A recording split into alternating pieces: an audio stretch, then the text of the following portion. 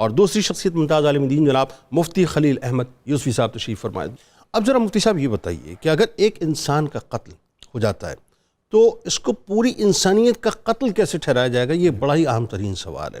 یعنی ایک انسان ظاہر ہے اس کا قتل ہوا ہے، اور قتل کسی بھی صورت پہ جو ہے قابل قبول نہیں ہے، لیکن یہ کیسے ممکن ہوگا کہ صاحب ایک انسان مرا اور 8 ارب انسانوں کو ہم کہیں کہ ان کا قتل کر دیا؟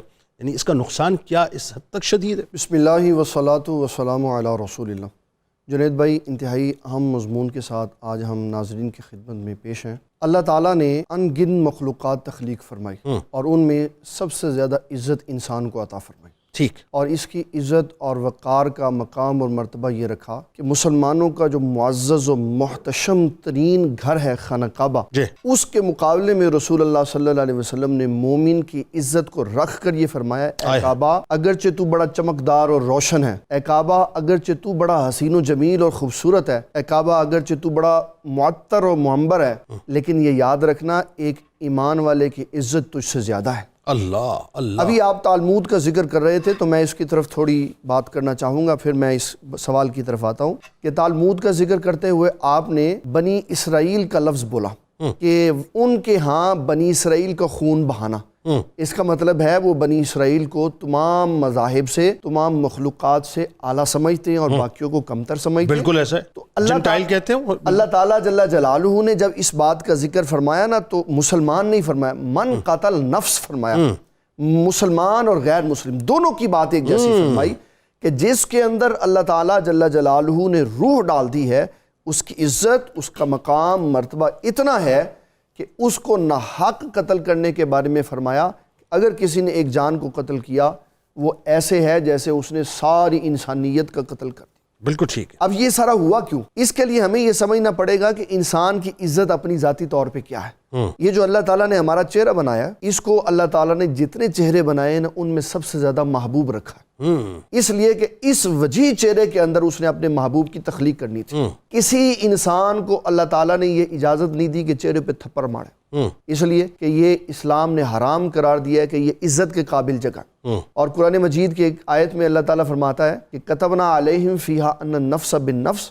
تالمود کا جو حکم بدل کے سنایا گیا نا وہ اصل میں حقیقت میں یہ تھا کہ اللہ فرماتا ہے پوری انسانیت میں، نہ کہ بنی اسرائیل میں، جو جان ضائع کرے اس کے بدلے میں جان ضائع کی جائے گی۔ والعین بالعین، آنکھ کے بدلے آنکھ، والانف بالانف، والاذن بالاذن، والسن بالسن، والجروح قصاص، کان کے بدلے کان، ناک کے بدلے ناک۔ اور رسول اللہ صلی اللہ علیہ وسلم جو مذہب اسلام لے کے آئے، جہاں وہ امن کا مذہب ہے، جہاں وہ تحمل مزاجی اور برداشت کا مذہب ہے، وہاں کسی کو ظلم کرنے کی بھی اجازت نہیں دیتے۔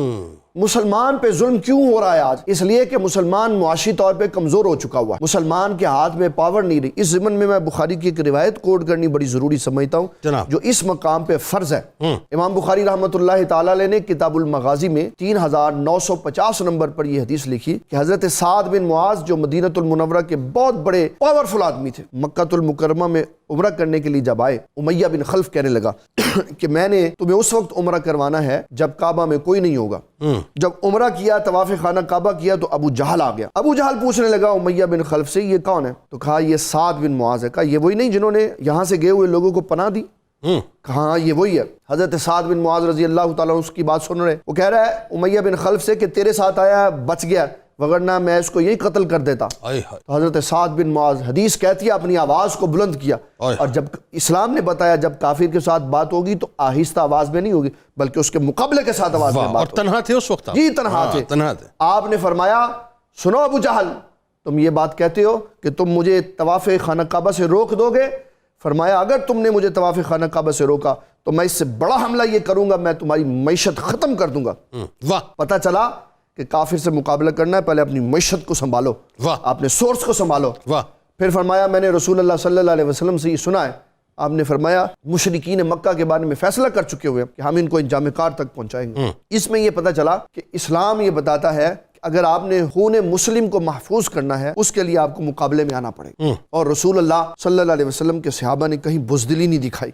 جہاں آپ اپنی پالیسی تبدیل کریں گے، جہاں آپ آرام سے بیٹھیں گے اور امن کی بات کریں گے تلوار اٹھانے کے زمانے میں، وہاں آپ کا یہی اشر ہوگا۔